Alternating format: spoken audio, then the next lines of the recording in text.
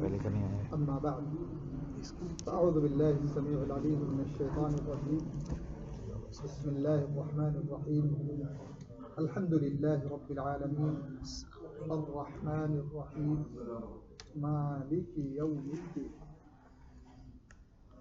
اللہ رب العالمین کی حمد و ثنا اور پیارے نبی صلی اللہ علیہ وآلہ وسلم پر ان دن کو بے شمار درود و سلام کے بعد اللہ رب العالمین کا بہت بڑا احسان، اس کا بہت بڑا کرم، اس کا بہت بڑا فضل ہے کہ اللہ رب العالمین نے ہمیں اس بات کی توفیق عطا کی کہ ہم نے نماز مغرب ادا کی اور نماز مغرب ادا کرنے کے بعد اللہ نے ہمیں توفیق دی کہ ہم سورہ فاتحہ کی شرح اور تفسیر کے متعلق درس سننے اور سنانے کے لیے بیٹھے. اللہ تعالیٰ ہماری اس مجلس کو قبول فرماتے ہوئے دنیا اور آخرت دونوں جہان میں ہماری سعادت، ہماری کامیابی اور ہماری نجات کا وسیلہ اور ذریعہ بنائے. آمین یا رب العالمین. گزشتہ درس میں الحمد کی تعریف اور اس کے معنی کے تعلق سے بات کی. آج اللہ رب العالمین کی 3 عظیم صفات جو بہت ہی اہم ہیں اور بہت ہی پرمعنی ہیں اور جنہیں اللہ رب العالمین نے قرآن کی پہلی صورت میں ذکر کیا ہے اور قرآن کی آخری صورت میں بھی ذکر کیا ہے. یعنی اول قرآن اور آخر قرآن رب العالمین نے ان کا ذکر کیا ہے، جس سے ہم اندازہ لگا سکتے ہیں کہ کتنی اہم اور کتنی عظیم وہ اللہ رب العالمین کی صفات. اللہ نے فرمایا الحمدللہ رب العالمین. تمام تعریفیں اللہ کے لیے ہیں جو سارے جہانوں کا رب ہے.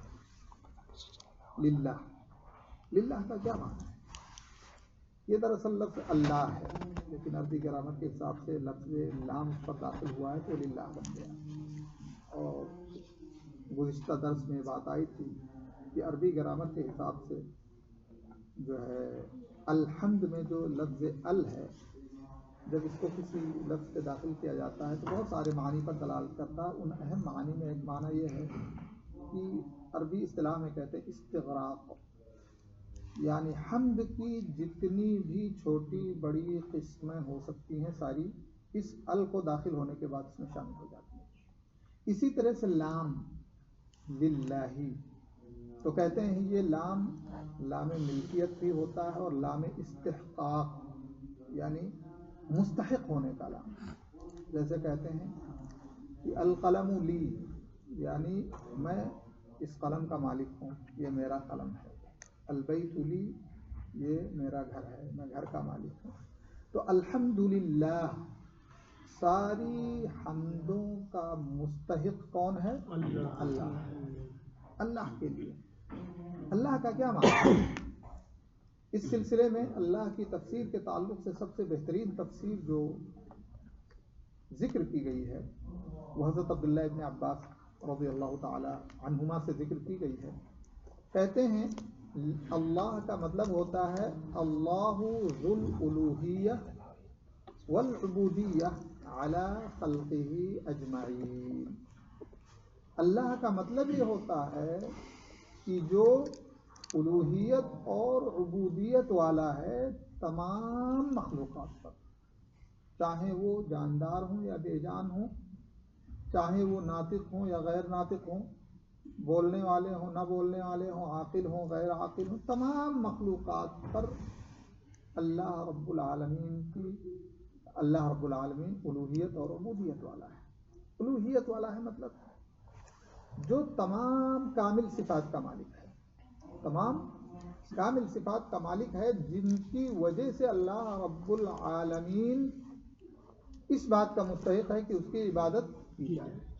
ہر چیز کی ایک وجہ ہوتی ہے. کوئی بھی کام ہوتا ہے تو اس کا کوئی نہ کوئی سبب ہوتا ہے. اب ہم اللہ رب العالمین کی عبادت کرتے ہیں تو کس بنیاد پہ کرتے ہیں؟ اس بنیاد پہ کرتے ہیں کہ اللہ رب العالمین تمام قسم کے باکمال صفات کا مالک ہے. اور جو بھی اسماء اور صفات اس کی ہیں تمام اسماء اور صفات کمال درجے ہیں، اس میں کسی طرح کا نقص نہیں ہے. یہ ہوتا ہے الوہیت کا معنی. عبودیہ کا معنی ہوتا ہے کہ جب اللہ رب العالمین کے باکمال صفات ہیں تو اب بندہ جو ہے چاہیے کہ وہ اللہ رب العالمین کے لیے ان باکمال صفات والی ذات کے لیے اپنے عبودیت کا اظہار کرے، اپنی عاجزی، اپنی انکساری اور اپنے آپ کو اور اپنی مرضیات کو اللہ رب العالمین کے حوالے کر دے. بلا من اسلم وجہہ للہ، اصل اللہ کا بندہ کون ہے؟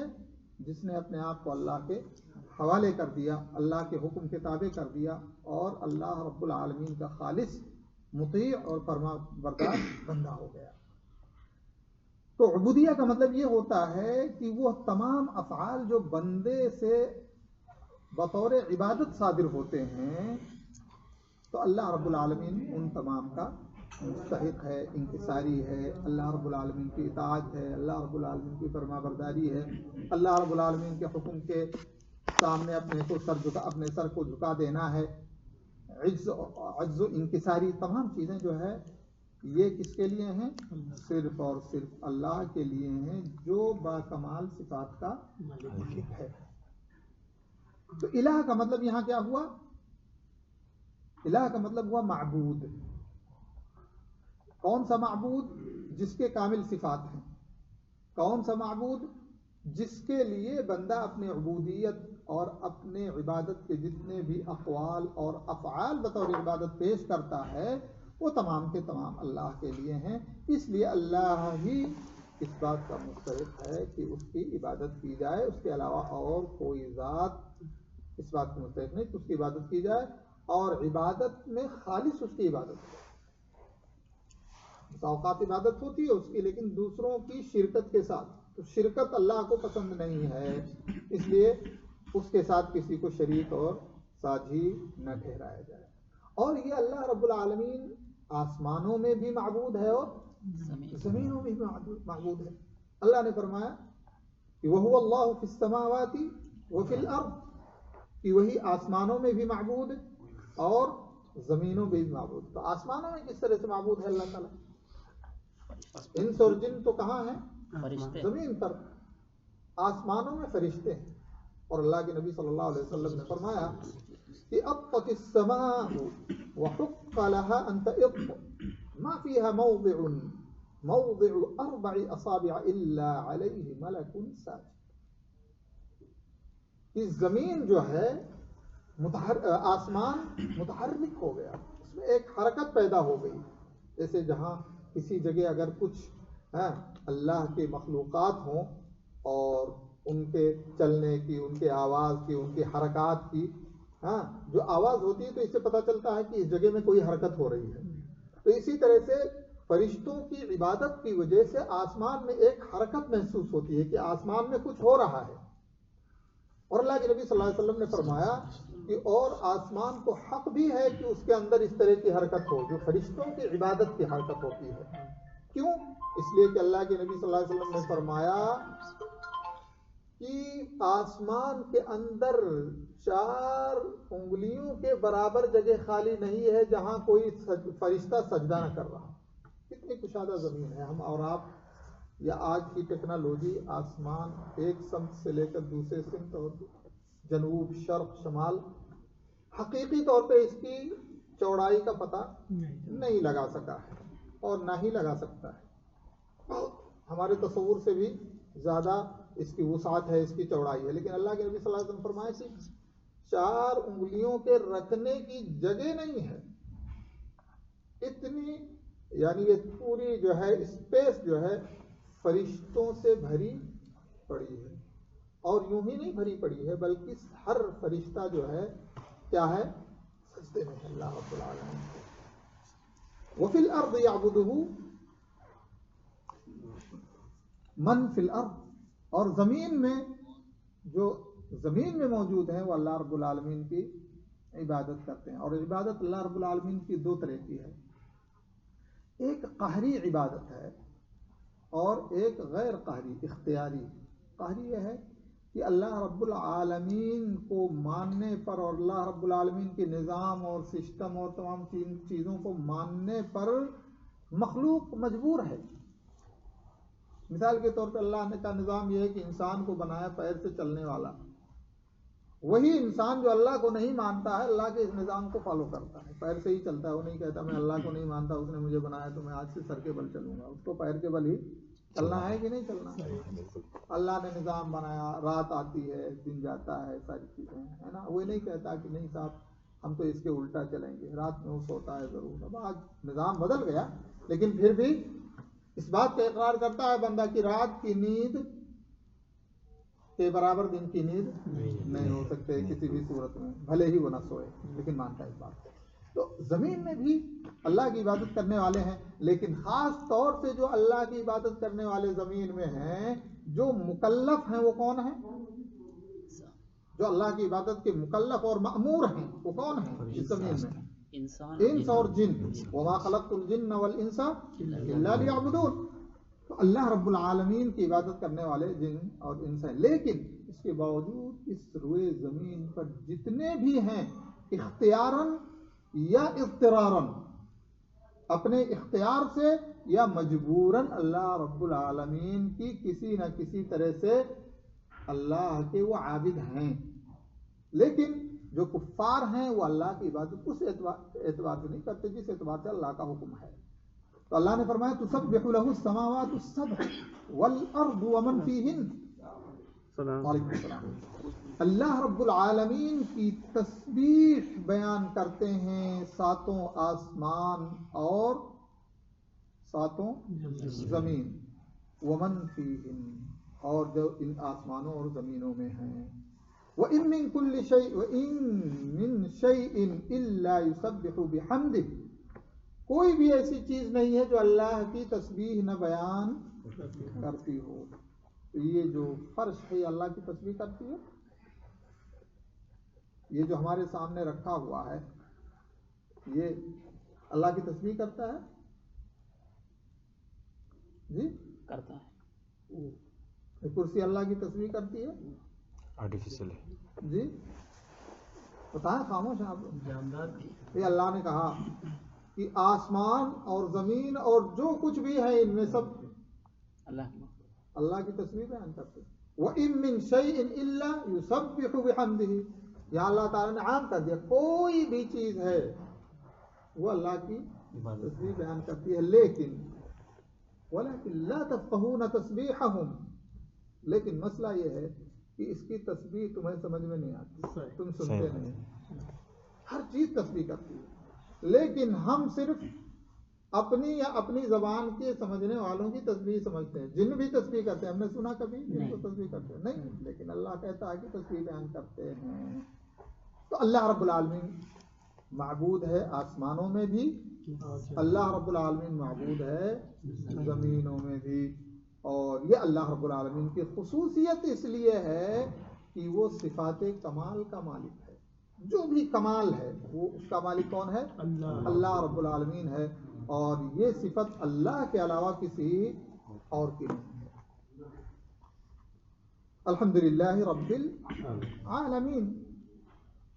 دوسرا لفظ ہے رب, رب العالمین. لوگ کہتے ہیں کیا مطلب ہے رب کا؟ کہنے کو تو سب کہتے ہیں, اور یہ رب جو ہے لفظ رب بڑا عظیم, بہت عظیم چیز ہے, اور یہ بہت عظیم وسیلہ بھی ہے. سب سے عظیم وسیلہ اگر آپ دیکھیں گے, قرآن پڑھیں گے تو دعاؤں سے پہلے رب کا ذکر ہے. دعاؤں سے پہلے اکثر دعاؤں میں آپ دیکھیں قرآن کی تو رب کا ذکر ہے. ربنا آتنا فی الدنیا حسنۃ وفی الآخرۃ حسنۃ وقنا عذاب النار. ربنا ظلمنا انفسنا وان لم تغفر لنا وترحمنا لنكونن من الخاسرین. ان الذين قالوا ربنا الله ثم استقاموا تتنزل عليهم الملائکہ ربنا اغفر لنا ذنوبنا واسرافنا. تو دعاؤں کے پہلے کیا ہے؟ ہاں, رب کا ذکر ہے. تو رب کا مطلب کیا ہے؟ یہ تو بہت عظیم چیز ہے. ہر دعا کے ساتھ میں جو ہے لفظ رب ذکر کیا جا رہا ہے, اور ہم وہی رب جو ہے جب نماز پڑھتے ہیں تو اس میں بھی ہر رکعت کے اندر دہراتے ہیں الحمدللہ رب العالمین. کیا مطلب ہے؟ ہمارے زبان سے لفظ نکلتا ہے اور یوں ہی گزر جاتا ہے، ہم نے اس کے معنی پر، اس کے مفہوم پر کوئی غور اور فکر نہیں کیا. رب کا معنی ہوتا ہے اختصار کے ساتھ المالک المتصرف. عربی میں مالک کا معنی سمجھتے ہیں؟ کیا ہے مالک کا معنی؟ جس کے ہاتھ میں ہر چیز کی ملکیت ہے. اور متصرف کا مطلب ہوتا ہے جو اپنے کنٹرول سے سسٹم کو چلائے. کوئی بھی سسٹم، انسان کے جسم کا سسٹم ہے، انسان کے جسم کے باہر کا سسٹم ہے، کوئی بھی سسٹم جو چلائے اس کو کہتے ہیں متصرف. اسی لیے کہتے ہیں اس مال میں مجھے تصرف کا حق حاصل ہے، یعنی ہاں جیسا چاہوں میں کروں. تو اسی طرح سے اللہ رب العالمین مالک ہے اور متصرف. کس کا مالک ہے؟ اللہ نے اس کا ذکر کیا عالمین، رب العالمین. اس لیے جب ہم کہیں الحمدللہ رب العالمین تو رب پر غور کریں کہ رب کا کیا معنی ہے. تو اس کا معنی ہے کہ جس کے ہاتھ میں ملک ہے، جس کے ہاتھ میں کنٹرول ہے، اور جس کے ہاتھ میں یہ پورا نظام جو چل رہا ہے اسی کے ہاتھ میں ہے. تو جس کی یہ صفت ہے وہ کیا ہے؟ وہ رب ہے. جس کی یہ صفت ہے وہ رب ہے. وہ اللہ رب العالمین اس تمام مخلوق کا مالک ہے. ہم بھی اسی کی مخلوقات میں سے ہیں اور اشرف المخلوقات اللہ رب العالمین نے ہم کو بنایا ہے.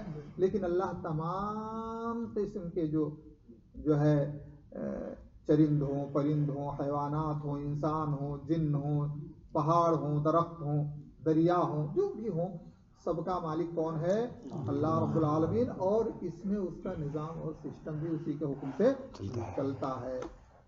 رب کا مطلب یہ ہوتا ہے جب مالک ہم کہتے ہیں کہ وہ مالک ہے تو اس سے ایک معنی یہ بھی نکلتا ہے کہ جب وہ ہر چیز کا مالک ہے تو دینے اور نہ دینے کا بھی مالک، عطا کرنے نہ کرنے کا بھی مالک، عزت اور ذلت کا بھی مالک وہی ہے. کسی کو چھپر پھاڑ کے دے اور کسی کی روزی تنگ کر دے، اس کا مالک وہی ہے. یہ تمام معانی اس کے اندر پائے جاتے ہیں. اسی لیے آپ دیکھیں اللہ رب العالمین نے کیا فرمایا سورہ آل عمران کے اندر کہ قل اللہم مالک الملک، قل اللہم مالک الملک تؤتی الملک من تشاء وتنزع الملک ممن تشاء. مالک الملک ہے، جس کو چاہے ملک دے، جس سے چاہے ملک چھین لے. وتعز من تشاء وتذل من تشاء، جسے چاہے تو عزت سے نواز دے اور جس سے چاہے تو ذلیل کر دے. بیدک الخیر، تیرے ہی ہاتھ میں خیر ہے. عربی کا لفظ استعمال کیا جاتا ہے عام طور پہ جملہ الخیر بیدک، لیکن یہاں پر کہا بیدک الخیر، جس کا معنی یہ بنے گا کہ تیرے ہی ہاتھ اور تیرے ہی قبضے میں خیر ہے.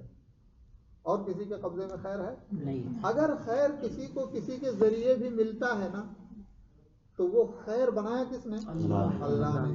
اس خیر کو حاصل کرنے کے لیے مسخر کیا جس بندے کو، وہ کس نے کیا؟ اللہ رب العالمین نے کیا. تو اس لیے جو ہے چاہے انڈائریکٹ یا انڈائریکٹ جو بھی خیر ہم تک پہنچتا ہے وہ کس کے قبضے میں ہے؟ اللہ رب العالمین کے قبضے میں ہے. اور اسی لیے اللہ رب العالمین ہر چیز پر قادر ہے. اب یہ بہت عظیم ایمان ہے جو ہمارے رگ و پے میں ہونا چاہیے، ہماری روح میں چلنا چاہیے. جس طرح سے ہماری سانس چلتی ہے نا، اسی طرح سے یہ مومن کی صفت ہونی چاہیے، مومن کا عقیدہ ہونا چاہیے کہ انک علی کل شیء قدیر، کہ اللہ تو ہر چیز پر قادر ہے. اگر اس سلسلے میں ہمارا ایمان صحیح اور درست ہو جائے تو ہم غیر اللہ کی دستک نہیں دیں گے، اس لیے کہ وہ بھی اللہ کے قبضے میں اور وہ بھی اللہ کے محتاج ہیں. اسی لیے اگر آل اولاد چاہیے تو کسی کے آستانے پہ جا کے آل اولاد نہیں مل سکتی ہے جب تک اللہ نہیں چاہے گا. اللہ نے فرمایا یَهَبُ لِمَن یَشَاءُ إِنَاثًا وَيَهَبُ لِمَن یَشَاءُ الذُّکُورَ وَيُزَوِّجُهُم ذُکْرَانًا وَإِنَاثًا وَيَجْعَلُ مَن یَشَاءُ عَقِیمًا إِنَّهُ عَلِیمٌ قَدِیر. جسے چاہے بیٹا بیٹی سے، جسے چاہے صرف بیٹا، جسے چاہے صرف بیٹی، جسے چاہے دونوں سے محروم کر دے. اب جسے اللہ محروم رکھنا چاہے اپنی حکمت اور مصلحت کی بنیاد پر، دنیا کی کوئی طاقت اور کوئی پاور ایسا نہیں ہے جو بچہ یا بچی عطا کر دے. تو انک علی کل شیء قدیر، یہ بہت عظیم عقیدہ ہے جو اللہ کی ذات پر اس عقیدے کے ساتھ ایمان رکھنا چاہیے کہ اللہ ہر چیز پر قدرت رکھتا ہے. جس چیز کو ہم ناممکن اور مستحیل سمجھتے ہیں وہ اللہ رب العالمین کی قدرت میں کن فیکون کے قدرت سے جو ہے طاقت سے وہ ہو جائے گا. کن فیکون بڑی سے بڑی چیز، ناممکن چیز اللہ تعالیٰ چاہے گا تو وہ ہو جائے گی. اللہ نے حضرت موسیٰ علیہ السلام کو جب نجات دینا چاہا تو سامنے دریا، پیچھے فرعون کا لشکر، اللہ نے کیا کہا؟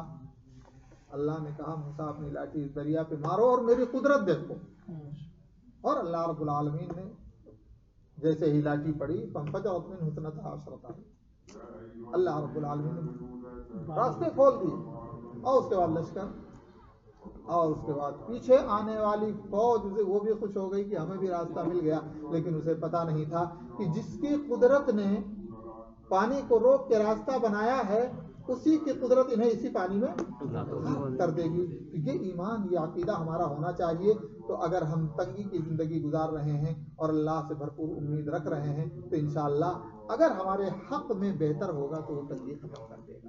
اور اگر ہمارے حق میں بہتر نہیں ہوگا تو اللہ رب العالمین سے بدظن نہیں ہونا چاہیے. اس لیے کہ مومن کے ساتھ اللہ کا معاملہ خیر کا ہی ہوتا ہے، چاہے ہم اس کو دیکھیں شر ہی. یہ ہمارا ایمان اور خداوت ہے. تو انک علی کل شیء قدیر. عالمین، عالمین کا کیا مطلب ہے؟ عالم، یہ دراصل عالم سنگولر ہے اور عالمین پلورل ہے، یعنی جمع ہے. یہ مفرد ہے، یہ جمع ہے. عالم کا کیا مطلب ہے جانتے ہیں آپ لوگ؟ یونیورس پورا کائنات. اور سنا بتائیں کیا عالم کا مطلب؟ علم رکھنے والا نہیں، وہ عالم ہے، عالم علم. عالم کی جو تفسیر کی گئی ہے وہ یہ تفسیر کی گئی ہے کہ کل ما سوى اللہ عالم، سچویشن اللہ کی ذات کے علاوہ دنیا کے اندر جتنی بھی چیزیں ہیں وہ عالم ہیں. لیکن عالم بہت سارے ہیں. عالم الانس، عالم الجن، عالم الحیوانات، عالم الجمادات، عالم الاشجار، عالم الانہار، عالم الجبال، عالم الاسماک، بہت سارے ہیں. اس لیے اللہ تعالیٰ نے جمع کر ذکر کیا عالمین، کہ وہ رب العالمین ہے. کیوں؟ اس لیے کہ وہ ہمارے آپ کے سسٹم کو نہیں چلاتا ہے یا ہماری اور آپ کی ضرورت نہیں پوری کرتا ہے، بلکہ اللہ رب العالمین ایک چیونٹی سے لے کر کے شتر مرغ جو خشکی کا جانور ہے، جس کا ناشتہ ایک ہاتھی کا جانور ہوتا ہے. شتر مرغ اس کا ناشتہ کیا ہے؟ پورا ہاتھی ہے. شتر مرغ نہیں، سی مرغ، شتر مرغ نہیں، سی مرغ کہتے ہیں. سی مرغ اس کا نام ہے، پرندہ ہے جس کا ناشتہ جو ہے پورا ہاتھی ہوتا ہے. لیکن سب سے بڑی مخلوقات میں کون سی ہے؟ مچھلی. اب اتنی بڑی بڑی مچھلیاں ہیں جو اتنے بڑے بڑے جہاز کو ٹکر دیتے اور ان کے ہلاکت کا سبب بن جاتی ہیں، لیکن اللہ انہیں بھی روزی دے رہا ہے. اب اتنی بڑی مچھلی جو جہاز سے بھی بڑی مچھلی، اس کے خوراک کے لیے کتنی ضرورت ہے، لیکن اللہ نے اس سمندر کے اندر اس کے لیے تو اس کا بھی نظام چلا رہا ہے اللہ. سب سے بڑی مخلوق جس کو سب سے زیادہ، یعنی ہم اپنے سال بھر کی کمائی بھی اس کو اگر دے دیں تو شاید اس کے کسی کونے میں چلی جائے، ہے کہ نہیں؟ لیکن اللہ رب العالمین اس کے کھانے کا انتظام کر رہا ہے. تو اللہ رب العالمین رب العالمین ہے، ہمارا آپ کا، اور یعنی جتنا بھی آپ تصور کر سکتے ہیں. اس لیے کہ بہت سارے عالم ایسے ہیں جو ہمیں پتہ ہی نہیں، دنیا کو معلوم ہی نہیں، چھپے ہیں. ٹھیک ہے، لیکن اللہ رب العالمین کا دیکھیں نظام سب پر چل رہا ہے اور اللہ تعالیٰ کا سسٹم سب پر چل رہا ہے. تو اللہ رب العالمین جو ہے یہ سارے جہانوں کا رب ہے. یعنی رب جب آئے گا مانا تو کہیں گے مالک، اور پھر اس کے نظام کو چلانے والا، اور جو بھی عالم ہے اس کی جو ضرورت ہے اس کی اس ضرورت کو بھی پوری کرنے والا. اور جب سے دنیا قائم ہوئی ہے آج تک وہ اللہ رب العالمین تمام ضرورتوں کو پوری کر رہا ہے. تو یہ اللہ رب العالمین کی ذات ہے اور اس کی عظمت ہے اور اس کی صفت ہے جو الحمدللہ رب العالمین سے ہمیں سمجھنا ہے. چھوٹی سی آیت لیکن آپ دیکھیں پورا عالم اللہ رب العالمین نے اس میں اس آیت کے اندر سمیٹ دیا ہے اور اس کا پورا مفہوم اللہ رب العالمین نے اس کے اندر ذکر کر دیا. اس کے بعد ہے الرحمن الرحیم. تو الرحمن الرحیم کا بسم اللہ الرحمن الرحیم کے ضمن میں ذکر آ چکا ہے. تیسری صفت ہے مالک یوم الدین, بدلے کے دن کا مالک. بدلے کے دن کا مالک. آج کا مالک نہیں ہے اللہ. یہاں تو اللہ نے کہا بدلے کے دن کا مالک. بدلے کے دن سے مراد قیامت کے دن کا مالک. تو آج کا مالک تو اس سے تو پتہ چل رہا ہے کہ وہ قیامت کے دن کا مالک ہے. کیوں ایسا کہا گیا؟ اس دن میں وہاں پہ سب تمام دنیا کے لوگ اکٹھا ہوں گے. دیکھیں آج اگر دیکھا جائے تو جو ملکوں میں تقسیم ہے, ہر ملک کا بادشاہ یا ہر ملک کا مالک بنا بیٹھا ہے. وہ نسبت کرتا ہے نا ملک کا اپنے کہ میں ملک ہوں, اس کا میں بادشاہ ہوں, اس کا دعوے دار ہیں کہ نہیں ہے؟ دعوے دار ہیں. حالانکہ حقیقی مالک تو اللہ ہے, لیکن ضمن یا ٹیمپریری طور پہ اس دنیا میں لوگوں نے تقسیم کر رکھا ہے. یہ ایریا میرا, تو یہ ایریا تیرا, یہ گھر میرا, وہ گھر تیرا, ہے کہ نہیں؟ یہ چیز میری, وہ چیز تیری, ہے نا. تو یہ نسبتاً اور غیر دائمی ملکیت ہے, غیر دائمی ٹیمپریری ملکیت. تو یہاں پر دعوے دار موجود ہیں. ہاں آپ کہیں گے تو ایک منکر اللہ کا منکر ایک ملحد آئے گا, انکار کرے گا کہ نہیں کرے گا. لیکن قیامت کے دن کافر ہو ملحد ہو کوئی کہے گا کہ اللہ مالک نہیں ہے؟ اس کے تو ہوش اڑے رہیں گے کہ ارے مجھ سے کیا ہو گیا, میں تو برباد ہو گیا, ہے نا. تو واضح طور پہ ساری چیزیں آ جائیں گی. تو قیامت کے دن اللہ رب العالمین کی ملک اور اس کی ملکیت جو ہوگی, وہاں قیامت کے دن کوئی ایسا کہنے والا آپ کو نہیں ملے گا کہ نہیں یہ حصہ میرا, وہ حصہ تیرا, وہ حصہ. سب اللہ رب العالمین کے اس میدان محشر میں اکٹھا ہو گئے, چاہے کافر ہو, مومن ہو, منافق ہو, ہے نا, نصرانی ہو, یہودی ہو, سارے کے سارے اکٹھا ہوں گے. لیکن وہاں اس طرح سے نہیں دعوے داری ہوگی صاحب یہ میرا حصہ ہے اور میں آپ سے لڑ کے یہ لے لوں گا, میرا حصہ ہے دے دو, نہیں تو میں آپ کو نیست و نابود کر دوں گا. یہ ساری کہانیاں وہاں پر نہیں چلیں گی. اور ویسے بھی اللہ رب العالمین نے پہلی آیت میں یہ بات کہی دی ہے کہ رب العالمین, ہے نا, رب العالمین تو اسپیشل طور پہ اللہ رب العالمین نے اس لیے کیا, یہاں پر نسبت جو اللہ نے کی ہے کہ بدلے کے دن کا مالک, اس لیے کہ اس دن بدلہ ہوگا, جزا اور سزا ہوگی, تو اس کے لیے خصوصیت کے ساتھ اشارہ کیا ہے. ورنہ یہ ملکیت مطلق ملکیت رب العالمین میں موجود ہے, رب العالمین میں مطلق ملکیت موجود ہے. الحمدللہ رب العالمین الرحمن الرحیم مالک یوم الدین ایاک نعبد و ایاک نستعین. مالک یوم الدین یہاں تک کہتے ہیں کہ اللہ رب العالمین نے یہ 3 اوصاف سورہ فاتحہ میں ذکر کیے, اور جب آپ آخری صورت میں چلے جائیں قل اعوذ برب الناس ملک الناس, یہ تینوں صفات اللہ رب العالمین نے سورہ ناس کے اندر ذکر کی. اس سے پتہ کیا چلتا ہے؟ اس سے پتہ یہ چلتا ہے کہ یہ 3 اہم چیزیں ایسی ہیں جسے بندہ اپنی پوری زندگی, جس کے اندر بندہ اپنی پوری زندگی میں اس پر ڈسکس کرتا رہے, اس کے مفہوم اور اس کے معانی کو اپنے ذہن و دماغ کے اندر بار بار ریپیٹ کرتا رہے, بار بار ذکر کرتا رہے. یہ بڑی اہم چیزیں ہیں. اس لیے اللہ رب العالمین نے اول کتاب اور آخر کتاب میں ذکر کیا, اور اس سے نتیجہ یہ نکلتا ہے کہ اللہ رب العالمین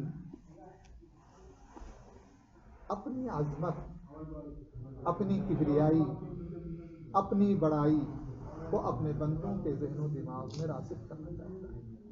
کیونکہ جب تک اللہ کی عظمت, اللہ کی کبریائی اور اللہ کی بڑائی بندوں کے دلوں کے اندر بالکل بیٹھے گی نہیں اور گھر نہیں کرے گی, تب تک وہ حقیقی طور پہ اللہ رب العالمین کا عابد اور اللہ رب العالمین کا بندہ نہیں بن سکتا. یہ بہت ضروری ہے کہ ہم اپنے ذہن و دماغ کے اندر اللہ رب العالمین کی عظمت ان صفات کی روشنی میں زندہ کریں, اللہ رب العالمین کی کبریائی اور اس کی شان کو اپنی زندگی اور اپنے ذہن اور فکر کے اندر ہمیشہ ذکر اس کا آتا رہے، اور ہمارے ذہن و دماغ میں بات آتی رہے کہ اللہ نے للہ کا ذکر کیا تو اللہ کا کیا معنی اور مفہوم ہے، اس سے کیا نتیجہ نکلتا ہے، رب کا کیا معنی مفہوم ہے، اس سے کیا نتیجہ نکلتا ہے، اور اس کے مالک ہونے کا کیا معنی اور مفہوم ہے، اس سے کیا نتیجہ نکلتا ہے، اور اس کا تقاضا کیا ہے، تو بندہ اصل نتیجے تک پہنچے گا۔ اسی لیے کہتے ہیں کہ بندے کا اس بات کا علم ہونا کہ اللہ رب العالمین ہی نقصان اور نفع کا مالک ہے، یا منع اور عطا کا مالک ہے، یا اسی طرح سے کسی بھی چیز کے پیدا کرنے، روزی دینے، موت اور حیات کا مالک ہے۔ جب یہ ساری چیزیں انسان کے ذہن و دماغ میں ہر وقت چلتی رہیں گی کہ ان تمام چیزوں کا مالک اللہ رب العالمین ہے، تو پھر وہ توکل کس پر کرے گا؟ اللہ رب العالمین پر کرے گا۔ اس لیے کہ اس کا یہ ایمان اور یقین ہے، اور اس کے بعد جب وہ اللہ رب العالمین پر توکل اور بھروسہ کرے گا تو آپ جانتے ہیں کہ ہم بغیر کسی نتیجے کے اور بغیر کسی قربانی کے کسی پر بھروسہ نہیں کر سکتے۔ اللہ پر ہم اگر روزی کے تعلق سے بھروسہ کرتے ہیں، اللہ سے ہم اگر خیر کی امید رکھتے ہیں، اللہ رب العالمین سے اگر ہم رزق کی امید رکھتے ہیں، تو پھر اس کا تقاضا یہ ہوتا ہے کہ ہم اللہ رب العالمین کے حکم کو مانیں اور اللہ رب العالمین کی عبادت کریں، اور یہ ہم اپنے ذہن و دماغ میں بیٹھائیں کہ اللہ رب العالمین سے ایک پل بھی کوئی بھی چیز، ایک ذرہ بھی مخفی نہیں ہو سکتی، چاہے ہم خلوت میں ہوں، جلوت میں ہوں، مجلس میں ہوں، تنہائی میں ہوں، کہیں بھی ہوں، اللہ رب العالمین ہمارے تمام حرکات اور ہمارے تمام سکنات پر مطلع ہے اور جانتا ہے، اور باقاعدہ اللہ رب العالمین اس کا مراقبہ کرتا ہے۔ ما یلفظ من قول الا لدیہ رقیب عتید، ہماری زبان سے کیا نکل رہا، ہماری نظر کس طرف جا رہی، ہمارے کان کس طرف جا رہے، ہماری زبان کس طرف جا رہی، ہمارے ہاتھ کس طرف بڑھ رہے، ان تمام چیزوں پر اللہ رب العالمین کی نظر ہے، اسے کوئی چیز مخفی نہیں ہے۔ یعلم خائنۃ الاعین وما تخفی الصدور، سینوں میں جو چھپا ہوا ہے اس کا بھی اللہ رب العالمین کو علم ہے، اور ہم ترچھی نظر سے لوگوں سے نظر چھپا کے اگر کوئی چیز دیکھتے ہیں تو اللہ تعالیٰ کا اس کو علم ہے، گرچہ لوگوں سے یہ چیز مخفی اور پوشیدہ ہوتی ہے۔ تو ان تمام اعضاء کو ہمیں چاہیے کہ ہم اللہ رب العالمین کی رضامندی کے کاموں میں مسخر کریں، اللہ رب العالمین کی خوشنودی کے کاموں میں لگائیں۔ جس نے اپنی رحمت سے، اپنے فضل سے، اپنے کرم سے ہمیں ایک خوبصورت انسان، عقل مند، سمجھ بوجھ رکھنے والا، خیر شر کے درمیان تمیز کرنے والا انسان بنایا، تو خیر شر کے درمیان تمیز کرتے ہوئے ہم خیر کی راہ اختیار کریں اور شر کی راہ سے اپنے آپ کو بچائیں۔ اگر اللہ رب العالمین کی عظمت، اس کی کبریائی اور اس کا خوف اور اس کی محبت ہمارے دل میں بس جائے تو یقیناً ہم اللہ رب العالمین کے سچے بندے بن سکتے ہیں۔ اللہ رب العالمین سے دعا ہے کہ اللہ رب العالمین ہمیں ان بندوں میں شامل فرما لے جو اس کے خوف سے، اس کی محبت سے اور اس کے اوامر کے مطابق اپنی زندگی اس دنیا میں گزارتے ہیں، اپنے ہاتھ، پیر، نظر، کان، زبان، ہر چیز کی حفاظت کرتے ہیں، اور انہیں اللہ رب العالمین کی خوشنودی اور اپنے بھائیوں کے فائدے کی چیزوں میں استعمال کرتے ہیں۔ اللہ تعالیٰ ہمیں نیک بنائے، صالح بنائے، اور ہمیشہ ہمیں اپنے دین سے محبت کرنے والا، اپنی ذات سے محبت کرنے والا، اپنے نبی سے محبت کرنے والا اور اہل ایمان سے محبت کرنے والا، اور ان کے لیے اچھی سوچ اور خیر خواہی کا قدم بڑھانے والا بنائے۔ آمین۔ وآخر دعوانا الحمدللہ رب العالمین، وصلی اللہ علی نبینا محمد وعلی آلہ وصحبہ۔